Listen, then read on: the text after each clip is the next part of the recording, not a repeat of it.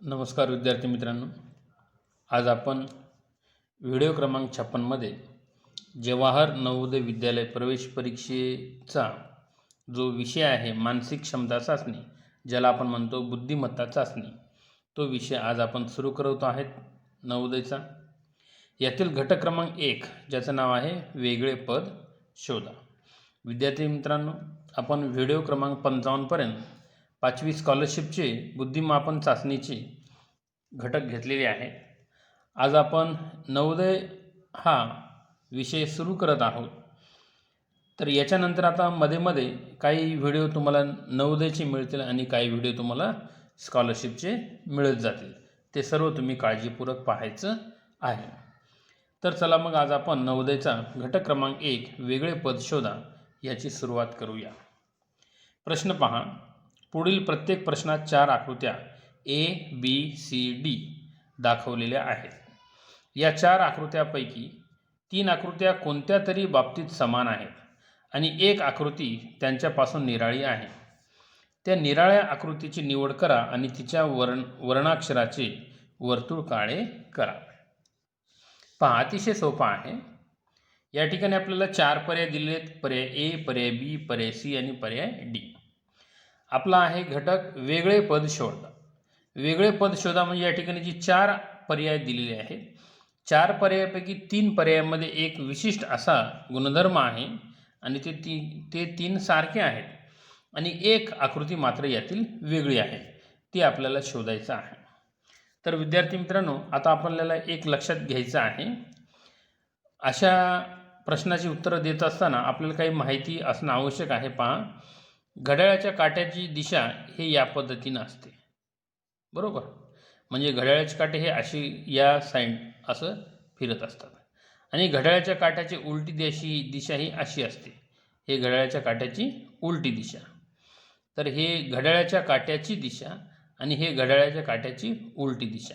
तर याचा वापर आपल्याला या प्रश्नाची उत्तरे शोधत असताना होईल, नक्कीच होईल। पहा, पहिल्याच प्रश्नामध्ये याचा आपल्याला उपयोग करायचा आहे। पहा, प्रश्न क्रमांक 1 मध्ये आपल्याला 4 पैकी एक वेगळी आकृती शोधायची आहे। तर आपण जेव्हा आता इथं आपल्याला जे गोल दिलेले आहेत, काही गोल हे गडद रंगवले आहेत आणि काही गोल हे रिकामे आहेत। पहा, आता हा गडद गोल हा घड्याळाच्या काट्याच्या जर दिशेने आपण गेलो तर आपल्याला या पद्धतीने हा रिकामा गोल हे रेषेच्या एका बाजूला सापडत आहे। याच्यामध्ये देखील घड्याळाच्या काट्याच्या दिशेने जर आपण गेलो तर आपल्याला त्या दिशेमध्ये म्हणजे गडद वर्तुळाच्या पुढे रिकामा वर्तुळ इथं मिळत आहे। मग या ठिकाणी इथं जर आपण हे जे गडद वर्तुळ आहे याच्या घड्याळाच्या काट्याच्या दिशेने गेलो तर रिकामा वर्तुळ मिळतो, परंतु या ठिकाणी या रेषेच्या एकाच बाजूला वर्तुळ मिळत आहे, रेषेच्या एकाच बाजूला वर्तुळ मिळत आहे घड्याळाच्या काट्याच्या दिशेने। इथं मात्र हे रेष ओलांडल्यानंतर गडदच्या नंतर फिकट मिळत आहे, बरोबर। चौथ्या पर्यायामध्ये गडदच्या नंतर हा फिकट रेषेच्या एकाच बाजूला मिळत आहे। तर हे पर्याय A, B आणि D हे सारखे आहेत, C मात्र इथं वेगळा आहे। म्हणून प्रश्न क्रमांक 1 चं उत्तर आहे C, पर्याय क्रमांक C। त्यानंतर आता पुढचा प्रश्न पाहू आपण, प्रश्न क्रमांक 2। पहा, प्रश्न क्रमांक 2 मध्ये आपल्याला या ठिकाणी 1, 2, 3, 4 वर्तुळ आणि हे जे आपल्याला बाण दाखवल्यासारखे या ठिकाणी जे दाखवले, थोडक्यामध्ये आपण हे घड्याळाचे 2 काटे आहेत असं जरी समजलं तरी पहा, आकृती क्रमांक A, B आणि D हे सारखे आहेत। मात्र आकृती C मध्ये हे 2 बाण असे बाहेर न जाता एक बाण बाहेर जात आणि दुसरा बाण हा वर्तुळाच्या केंद्राकडे जात आहे। इथं मात्र दोन्ही बाण हे असे बाहेर दाखवलेले आहेत। तर ही आकृती या ठिकाणी वेगळी आहे, म्हणून आपलं उत्तर आहे C। यानंतर आपण पाहू आता प्रश्न क्रमांक 3। प्रश्न क्रमांक 3 मध्ये पहा, या 4 आकृत्यामध्ये वेगळी आकृती शोधायची आहे। तर या ठिकाणी 1, 2, 3 वर्तुळ आहेत आणि हे मध्ये त्रिकोण आहे। या ठिकाणी 1, 2, 3 वर्तुळ आहेत आणि या ठिकाणी चौकोन आहे। या ठिकाणी 1, 2, 3, 4 वर्तुळ आहेत आणि चौकोन आहे। 1, 2, 3, 4, 5 वर्तुळ आहे, पंचकोन आहे। म्हणजे बाहेरच्या वर्तुळाची संख्या आणि आतल्या कोणांची संख्या सारखी आहे। हे 3 वर्तुळ 3 कोन, हे 4 वर्तुळ 4 कोन, 5 वर्तुळ पंचकोन. इथं मात्र 3 वर्तुळ आणि मध्ये चौकोन आहे, म्हणजे ही आकृती वेगळी आहे. म्हणून तिसऱ्याचं उत्तर आहे बी. बी ही आकृती वेगळी आहे. आता आपण पाहू प्रश्न क्रमांक 4. पहा, प्रश्न क्रमांक 4 मध्ये आपल्याला वेगळी आकृती या ठिकाणी शोधायची आहे. तर प्रत्येक पर्यायाचं थोडंसं निरीक्षण केलं तर आपल्याला असं लक्षात येईल, या आकृतीसाठी 1 2 3 4 4 रेषा लागलेल्या आहेत. हे तर चौकोन आहे, चौकोनाला 4 रेषा. आता हा त्रिकोण आहे, त्रिकोणाचे 3 रेषा आणि मधला एक रेषा म्हणजे 4 रेषा.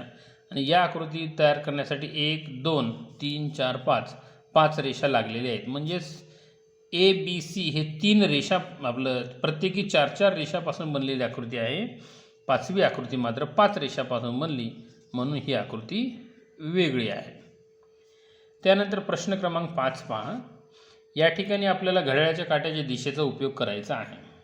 आता प्रत्येक आकृतीमध्ये त्रिकोण आहे. त्रिकोणाच्या एका बाजूला असा गडद रंगवलेला आहे आणि त्याच्या बाजूला या ठिकाणी अशी छोटी रेष दाखवलेली आहे. आता आपण छोट्या रेषेपासून घड्याळाच्या काट्याच्या दिशेने जाऊ तर आपल्याला हा गडद रंगवलेला टोक आणि आपल्याला पुन्हा मिळतो गडद रंगवलेला टोक. या बाहेरच्या या रेषेपासून आपण घड्याळाच्या काट्याच्या दिशेने गेलं तर आपल्याला पुन्हा गडद रंगवलेल्या टोकाकडेच आपल्याला रस्ता मिळतो.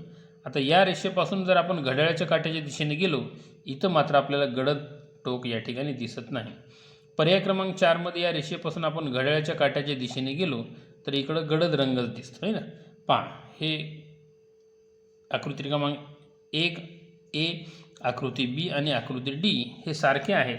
हे सी मात्र इथं वेगळे आहे.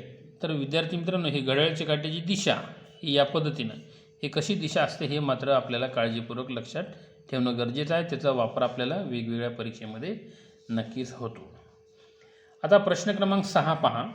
प्रश्न क्रमांक 6 मध्ये चारही पर्यायामध्ये पहा, R U N R U N R U N. पर्याय ए बी आणि डी मध्ये 3 अक्षरं सारखे आहेत आर यू एन, परंतु पर्याय क्रमांक सी मध्ये मात्र एन के यू आहे, म्हणजे 3 अक्षरे ही वेगळी आहेत. म्हणून पर्याय प्रश्न क्रमांक 6 मध्ये पर्याय 3 हे वेगळी आकृती आहे. आता आपण पाहू प्रश्न क्रमांक 7. पहा, प्रश्न क्रमांक 7 मध्ये आपल्याला 3 वाहनं या ठिकाणी दिलेली आहेत. तर याच्यामध्ये हे बैलगाडी आहे, या ठिकाणी हे सायकल आहे आणि या ठिकाणी हे 3 चाकाची सायकल आहे. हे तीनही रस्त्यावर चालणारे आहेत. सी मध्ये जे आपल्याला नाव दाखवलेलं आहे ते मात्र पाण्यावर चालते, म्हणून ही या ठिकाणी वेगळी आहे. आता पहा प्रश्न क्रमांक 8 मध्ये. आता आपण पुन्हा इथं घड्याळाच्या काट्याची दिशेचा वापर करू. आपण या फिकट गोलपासून घड्याळाच्या काट्याच्या दिशेने जाऊ तर आपल्याला गडद गोल मिळतो. फिकट गोलपासून घड्याळाच्या काट्याच्या दिशेने जाऊ, गडद गोल मिळतो. या फिकटपासून आपण घड्याळाच्या काट्याच्या जर दिशेने गेले तर आपल्याला मात्र इकडं गडद गोल मिळाला नाही. या फिकट गोलपासून आपण घड्याळाच्या काट्याच्या दिशेने गेलो तर आपल्याला इथं गडद गोल मिळाला. सी मध्ये मात्र घड्याळाच्या काट्याच्या उलट्या दिशेनं हा गडद गोल आहे, म्हणून सी ही आकृती या ठिकाणी वेगळी आहे, म्हणून आपलं उत्तर आहे सी. त्यानंतर प्रश्न क्रमांक 9. या ठिकाणी देखील आपण वेगळी आकृती शोधण्यासाठी घड्याळाच्या काट्याच्या दिशेचा वापर करू. या गडद गोलपासून आपण घड्याळाच्या काट्याच्या दिशेने गेले तर आपल्याला हा चौकोन मिळतो. या गडद गोलपासून घड्याळाच्या काट्याच्या दिशेने गेलो तर या ठिकाणी चौकोन मिळालेला आहे. या गडद गोलपासून आपण घड्याळाच्या काट्याच्या दिशेने गेलो तर आपल्याला इथं चौकोन मिळालेला आहे. या गडद गोलपासून आपण घड्याळाच्या काट्याच्या दिशेने गेलो, इथं मात्र आपल्याला चौकोन मिळाला नाही, म्हणून या ठिकाणी डी हे जे पर्याय आहेत ते वेगळ्या प्रकारची आकृती आहे. उरलेल्या 3 आकृत्या सारख्या आहेत. आता आपण जाऊ प्रश्न क्रमांक 10 कडे. प्रश्न क्रमांक 10 मध्ये पहा, आपल्याला ज्या 4 आकृत्या इथं दिलेल्या आहेत तर पर्याय ए बी सी डी मध्ये वर्तुळामध्ये 3-3 वर्तुळ दिलेली आहेत. फक्त पर्याय क्रमांक डी मध्येच 3 वर्तुळ एकमेकांमध्ये गुंतलेली आहेत. पर्याय ए बी सी मध्ये मात्र 3ही वर्तुळ गुंतलेले आहेत. फक्त हे 2 वर्तुळ, हे 2 वर्तुळ आणि हे 2 वर्तुळ गुंतलेली आहेत. इथं मात्र 3 वर्तुळ एकमेकांमध्ये गुंतलेले आहेत, म्हणून हे डी या ठिकाणी वेगळी आकृती आहे. हे पहा 2019 म्हणजे गेल्याच पलीकडच्या वर्षी हा प्रश्न परीक्षेत आला. किती सोपा प्रश्न हा परीक्षेत आला. असे सोपेच प्रश्न परीक्षेत येतात, म्हणून काळजीपूर्वक जर आपण प्रश्न अशी उत्तरं दिली तर आपण नक्कीच पास होऊ. प्रश्न क्रमांक 11 मध्ये पहा, या ठिकाणी वर एक आकृती दिली आणि खाली एक आकृती दिलेली आहे. वरच्या आकृती सारखीच आकृती आहे, फक्त त्याची पाण्यातील प्रतिमा आपल्याला खाली दाखवलेली आहे. बरोबर. वरच्या आकृतीची पाण्याची प्रतिमा दाखवत असताना त्याला मात्र थोडं लेफ्ट साईडला नेलेलं आहे. या ठिकाणी वरच्या आकृतीची पाण्याची प्रतिमा खाली दाखवत असताना याला मात्र इथं राईटला नेलं. ही खालची आकृती इथं लेफ्टकडे दाखवली, इथं खालची आकृती राईटकडे. सीमध्ये खालची आकृती इथं राईटकडे, डीमध्ये खालची आकृती इकडं राईटकडे. फक्त एमध्येच खालची आकृती ही डावीकडे लेफ्टला आहे, बाकी तिन्ही उजवीकडे आहेत खालच्या आकृत्या, म्हणून ए हे या ठिकाणी वेगळी आकृती आहे. प्रश्न क्रमांक 12 पहा, 2017 मध्ये आलेला हा प्रश्न. तर या ठिकाणी हा चौकोनामध्ये चौकोन आहे, त्रिकोणामध्ये त्रिकोण आहे, त्रिकोणामध्ये त्रिकोण आहे. इथं मात्र वर्तुळामध्ये वर्तुळ न येता वर्तुळात त्रिकोण, म्हणजे इथं दोन्ही आकृत्या सारख्या आहेत, इथं मात्र हे दोन आकृत्या वेगळ्या. इतका सोपा प्रश्न परीक्षेमध्ये येऊन गेलेला आहे. आता प्रश्न क्रमांक 13 आपण या ठिकाणी पाहणार आहोत. पहा, प्रश्न क्रमांक 13चं उत्तर शोधत असताना देखील आपण घड्याळाच्या काट्याच्या दिशेचाच आपण या ठिकाणी वापर करणार आहोत. पहा, या बेरीजपासून जर आपण घड्याळाच्या काट्याच्या दिशेने गेलो तर आपल्याला या दोन त्रिकोणाचा एक त्रिकोण जो या ठिकाणी असा हा मोठा त्रिकोण होतो, या मोठ्या त्रिकोणाचा हा टोक या ठिकाणी आपल्याला मिळत आहे.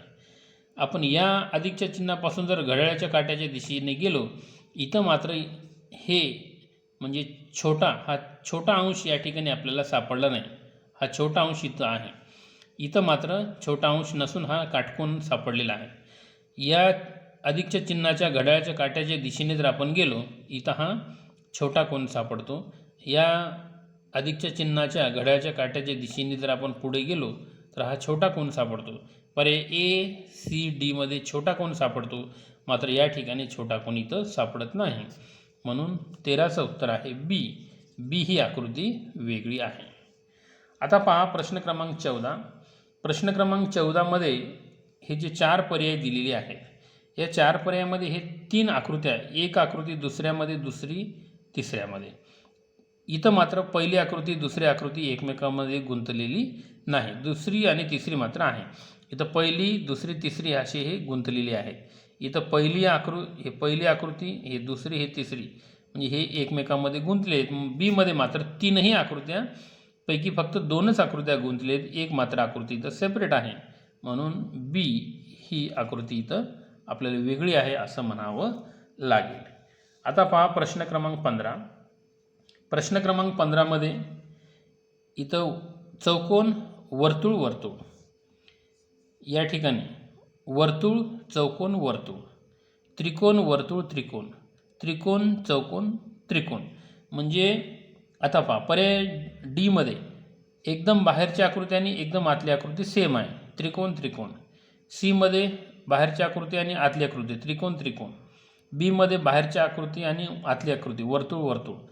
मात्र ए मध्ये बाहेरची आकृती चौकोन आणि आत आहे वर्तुळ, म्हणजे एकदम बाहेरची आणि एकदम मधली आकृती इथं सारखी नाही. BCD मध्ये एकदम बाहेर आणि एकदम आतमध्ये, एकदम बाहेर आणि एकदम आतमध्ये, एकदम बाहेर आणि एकदम आतमधली आकृती सारखी आहे. ए मध्ये मात्र नाही, म्हणून हे प्रश्न 2018 मध्ये येऊन गेला. पहा इतका सोपा प्रश्न होता. तर हे ए ही आकृती या ठिकाणी वेगळी आहे. आता पाहू आपण प्रश्न क्रमांक 16. प्रश्न क्रमांक 16चं उत्तर काढत असताना देखील आपण घड्याळाच्या काट्याच्या दिशेचा उपयोग करणार आहोत. पहा या ठिकाणी आपल्याला प्रत्येक पर्यायामध्ये जे 3 चिन्ह दिले त्यांचा योग्य क्रम आहे का नाही ते आपण पाहू. हा रिकाम्या गोलापासून आपण घड्याळाच्या काट्याच्या दिशेने गेलो तर हा गडद गोल. हे रिकाम्या गोलपासून घड्याळाच्या काट्याच्या दिशेने गेलो तर इथं गडद गोल नाही. इथं रिकाम्या गोलपासून आपण घड्याळाच्या काट्याच्या दिशेने गेलो तर गडद गोल मिळतो. रिकाम्या गोलपासून आपण घड्याळाच्या काट्याच्या दिशेने गेलो तर गडद गोल मिळतो. पर्याय क्रमांक बी मध्ये मात्र इथं गडद गोल मिळाला नाही, ACD मध्ये मिळालेला आहे, म्हणून 16 मध्ये पर्याय क्रमांक 2 ही आकृती वेगळी आहे. प्रश्न क्रमांक 17 पहा. प्रश्न क्रमांक 17 मध्ये आपल्याला ही जी 4 अक्षरं दिलेली आहेत EVWM, तर हे ई हे 1 2 3 आणि ही उभी म्हणजे 4 रेषापासून बनलेली आकृती. हे व्ही हे 2 रेषापासून बनलेली आकृती. डब्ल्यू 1 2 3 4 4 रेषापासून बनलेली आकृती. एम 1 2 3 4 ही देखील 4 रेषापासून बनलेली आकृती म्हणजे अक्षरं. हे 4 4 4 अक्षराची आणि ही 4 रेषांची आणि बी मात्र 2 रेषांची, म्हणून बी ही आकृती या ठिकाणी वेगळी आहे असं आपल्याला आढळून आलेलं आहे.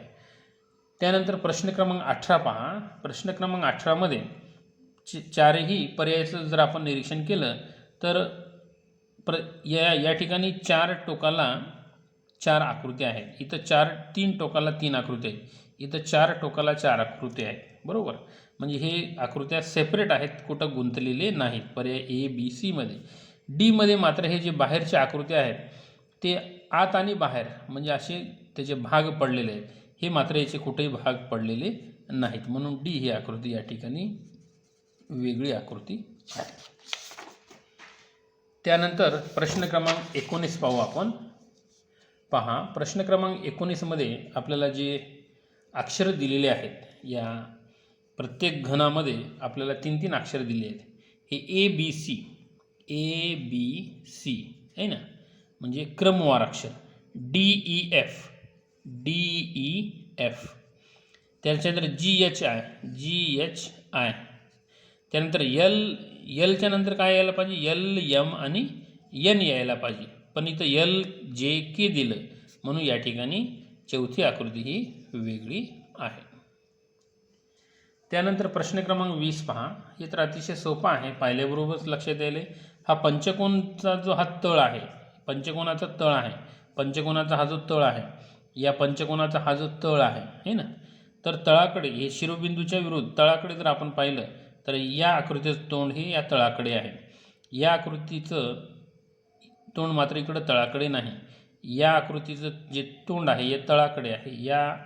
या तळाकडची ही जी आकृती आहे ना, याचं तोंड तळाकडे आहे. फक्त या पंचकोनाच्या तळाकडे तोंड नसलेली आकृती म्हणजे पर्याय क्रमांक बी मध्ये आहे, म्हणून 20 उत्तर आहे पर्याय क्रमांक बी. प्रश्न क्रमांक 21 पहा. अतिशय सोपा आहे, पाहिल्याबरोबरच आपल्याला इथं लक्षात येत आहे.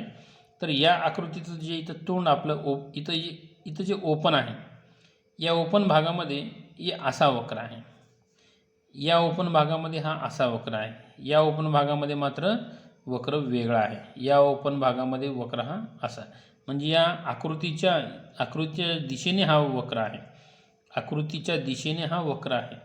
इथं मात्र हा वक्र आकृतीच्या दिशेने नसून याच्या विरुद्ध दिशेला आहे, म्हणून हे सी ही आकृती या ठिकाणी वेगळी आहे.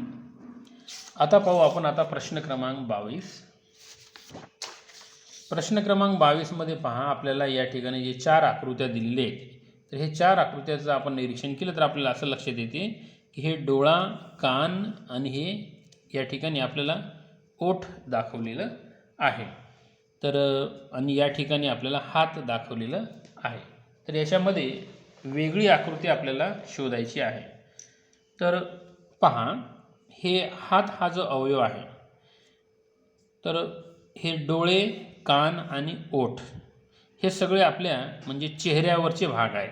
बरोबर, चेहरा म्हणजे ज्याला आपण मुंडी असं म्हणतो, म्हणजे आपल्या मानेच्या वरचा भाग आहे ना.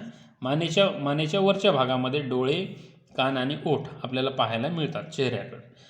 हात मात्र नाही, म्हणून हात हे या ठिकाणी पर्याय वेगळा आहे. त्यानंतर प्रश्न क्रमांक 23 पहा.